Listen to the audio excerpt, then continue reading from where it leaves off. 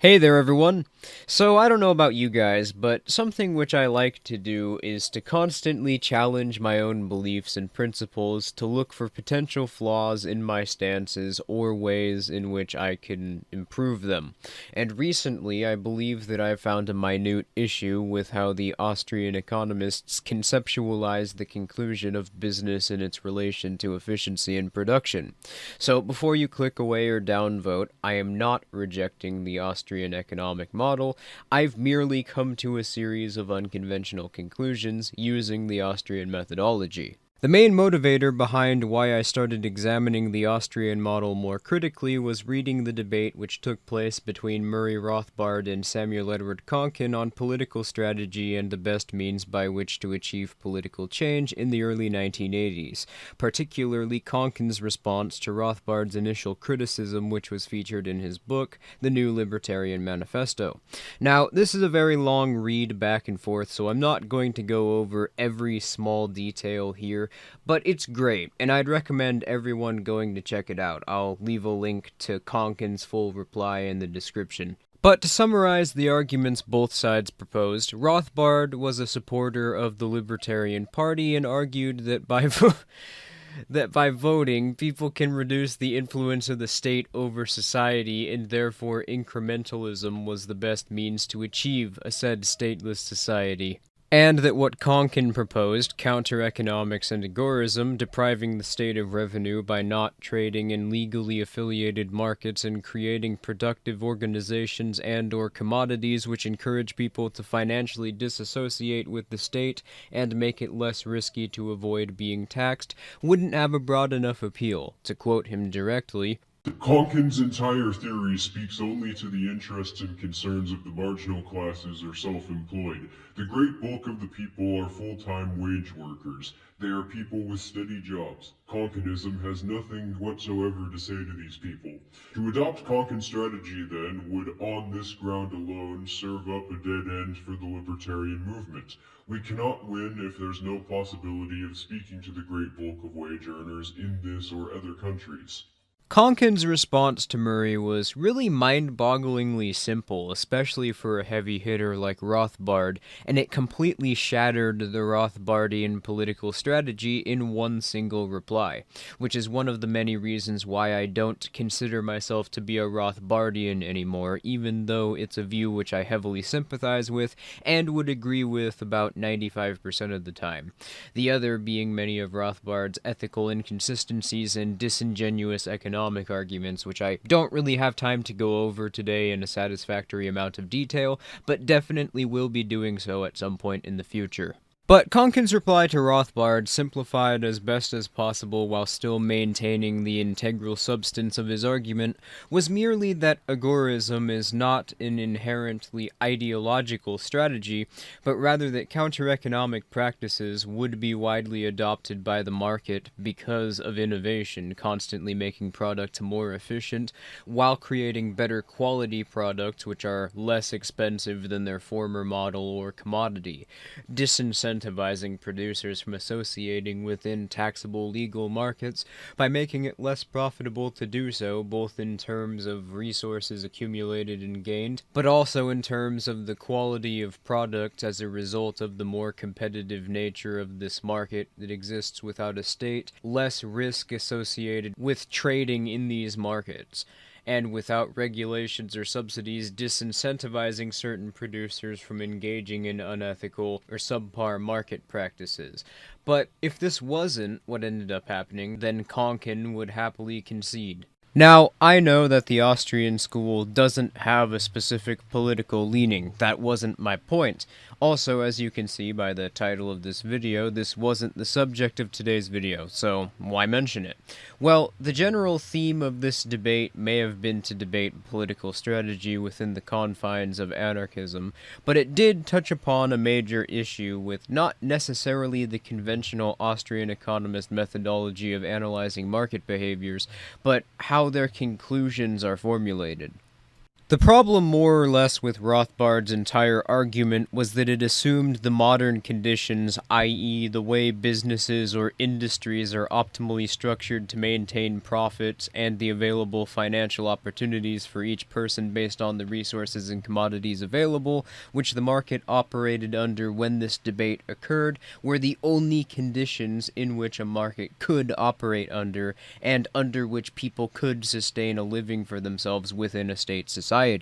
And this is particularly a disappointing line of argumentation, especially seeing as Rothbard wrote a whole volume making the case for exactly why this can't be in his book Left and Right, A Journal of Libertarian Thought, and spent another entire book detailing specifically why governments are responsible for shortages of products, a lack of scientific research, and an inefficiency of resources being allocated to create new innovations as a result, titled Science, Technology, and the Government, though really Rothbard made this argument in quite a few of his more works as well, most notably Man, Economy, and State, chapters 4, 5, 7, and especially chapter 8. In the last one, Rothbard explicitly notes from pages 544 to 547 that as more resources are speculated with in an economy, more new innovations will be created which require few resources to produce better quality products cheaper and more efficiently,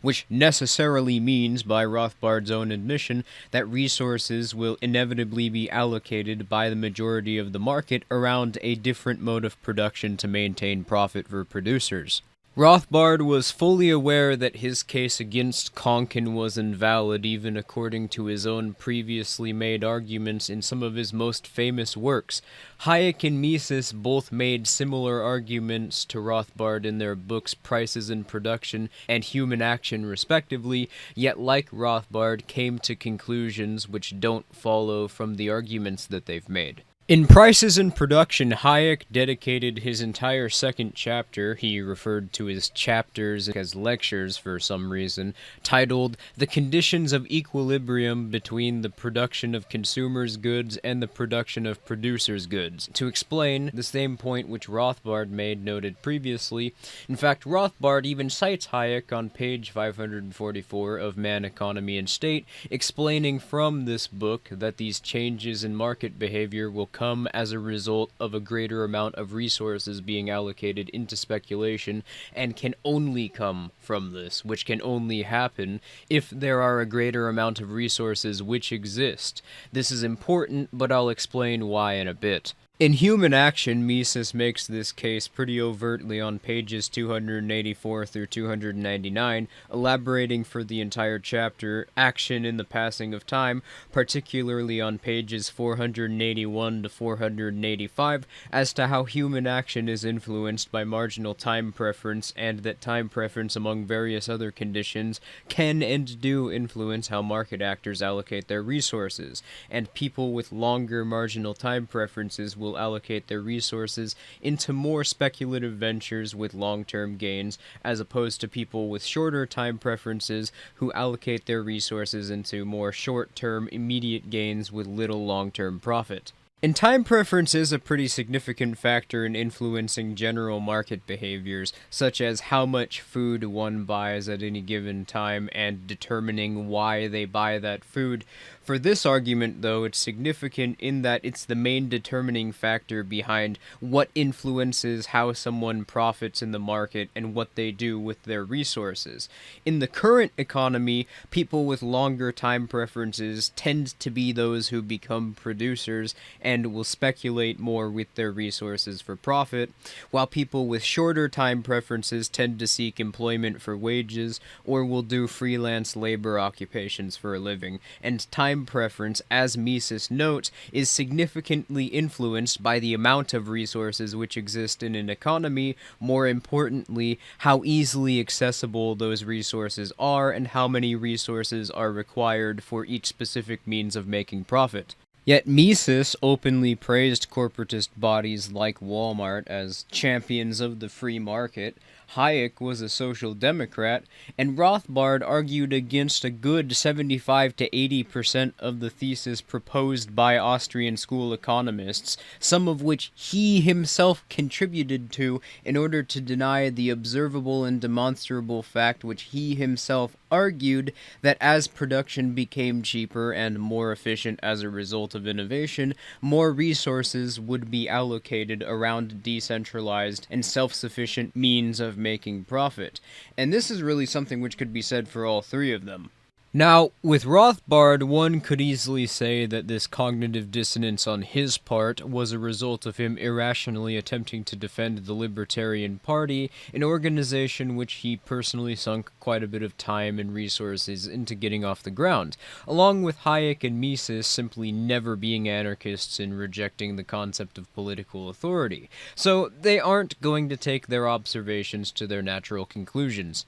And fair enough, those definitely are factors which could reasonably be taken into consideration, but then there's an entire plethora of Austrian economists with none of these conditions, such as Brian Kaplan, Hans Hermann Hoppe, Thomas J. DiLorenzo, Tom Woods, or Lou Rockwell, some of whom even agree with Konkin's conclusion of agorism being the most viable means of abolishing the state, who still never seem to be able to take the aforementioned contributions of the Austrian methodology to their logical conclusion. The logical conclusion is that producing commodities will not always require more resources. Resources will not always be as difficult to obtain and scarce as they are now, and a longer time preference will not always be required to obtain the ability to base your income on production rather than labor. Therefore, the market standard, i.e. the model of organization which can sustain more growth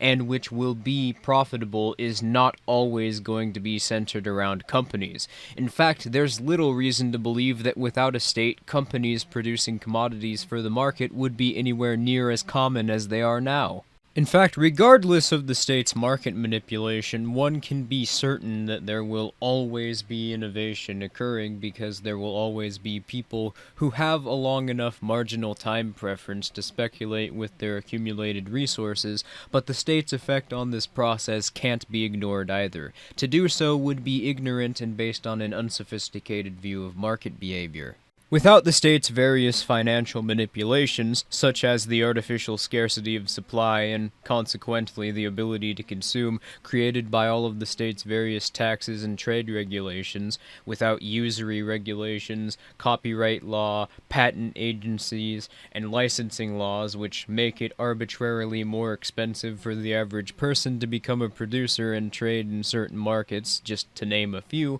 more resources could be produced by more people, and as a result, more people have more access to resources to consume with, and consequently, more development with said resources necessarily must occur because there are more people with more, meaning that there are more resources to be speculated with and more competition. As a result, more innovations will occur in a much shorter period of time for a much wider range of products and industries. And I think this goes without saying for my audience, but in case there are any new viewers not familiar, innovations, if they are to be used as a new primary model of production by industrial standards, have to be able to produce more resources while costing at least the same as the current model of manufacturing commodities. Though whether or not the new mode of production is cheaper initially as the new innovation is created is irrelevant because, as Hayek pointed out in the earlier citation, even though there may not be any initial significant change in the cost of intermediary goods and the process of manufacturing them into commodity goods, the long-term effect of increases in the periods for which these particular units of input are invested will be identical to the result of a change in the length of production. i.e., because more resources can be produced with less input, the effects on the industry are identical to if the new means of production were initially cheaper, so it'll be adopted for less cost to the producers than the previous mode of production, which means that producers now have more resources, meaning that each time one of these new innovations occurs, assuming that the state doesn't create new taxes, expand their tax rates already imposed onto society, and aren't creating new regulations, more resources are created as a result, which in turn means more competition, which means that more resources are invested into incentivizing workers with better benefits and higher wages and speculating on creating more innovative products, which means that more people will be trading and consuming more, which gives producers even more resources to speculate with, leading to production becoming even more accessible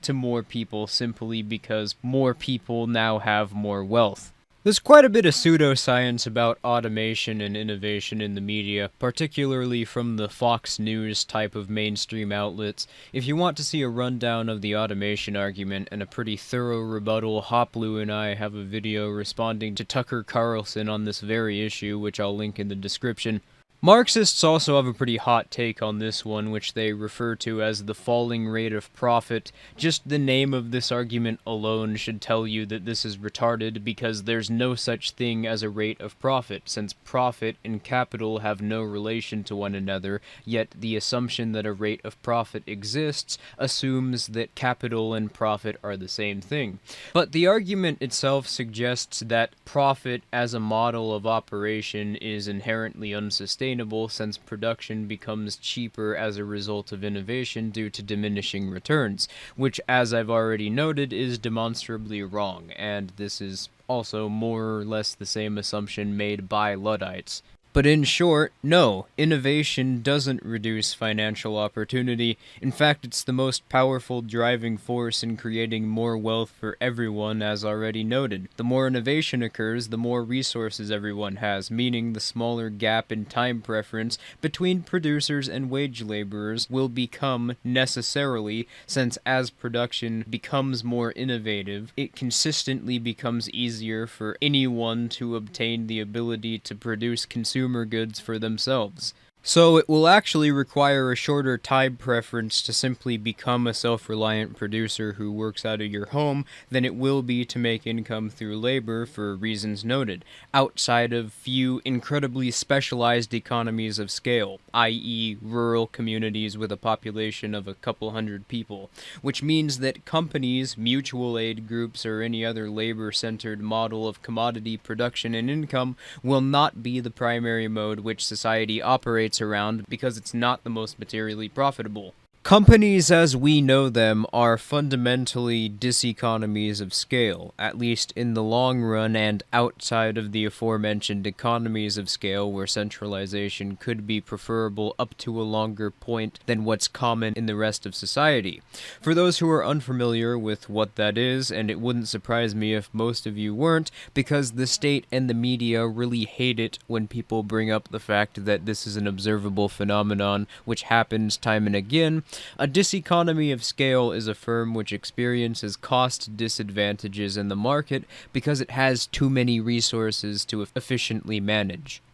And this is for a variety of reasons. The increasing difficulty of large groups of people communicating with one another, the more people a firm has employed, duplication of effort caused by the previously noted issue, the Ringelmann effect, where individuals within groups demonstrably become less productive as the size of their group expands, and the bureaucracy which comes from having more managers and more departments to manage more resources. This problem is only exacerbated for these firms by innovation and competition created through an increasing unprofitability of trading within the state-regulated markets, along with the reducing risk of trading around the state as networks, firms, and innovations begin to increasingly start popping up which incentivize and are centered around peer-to-peer associations, such as cryptocurrency being a prime example. So why in a state society do large companies or corporations exist?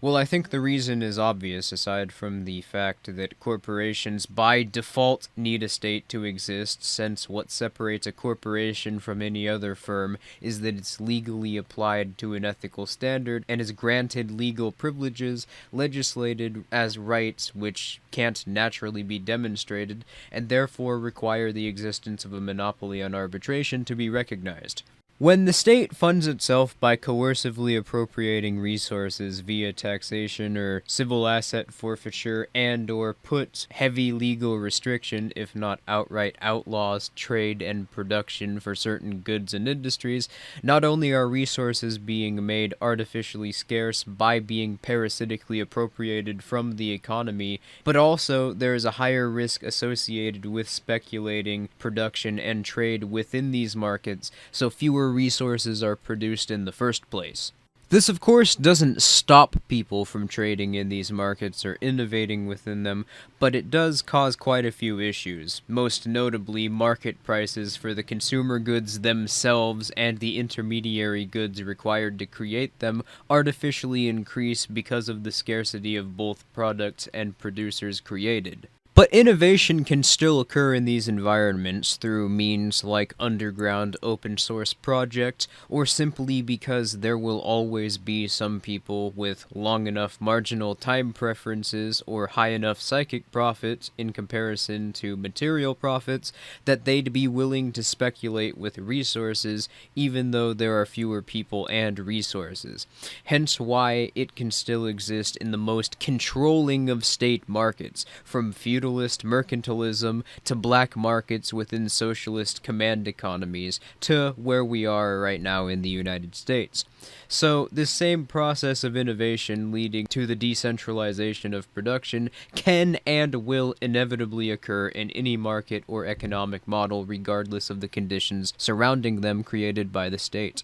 But also, the state is notorious for subsidizing large politically connected firms. This is done for a variety of reasons, but mainly so that the state is able to spend fewer resources on collecting taxes by limiting the range of financial options people have for legally obtaining income to a handful of heavily regulated and state-partnered conglomerates. This allows firms to operate with a secure and stable income even though their model of operation and size isn't profitable or sustainable through the market alone. This market manipulation ensures that false market signals will be created, which causes producers to mismanage their resources and, of course, allows for monopolistic and anti-competitive practices. But I digress. The state is responsible for ensuring that diseconomies of scale dominate our society's markets and slow down progress by limiting the amount of innovations which can occur by creating artificial scarcity.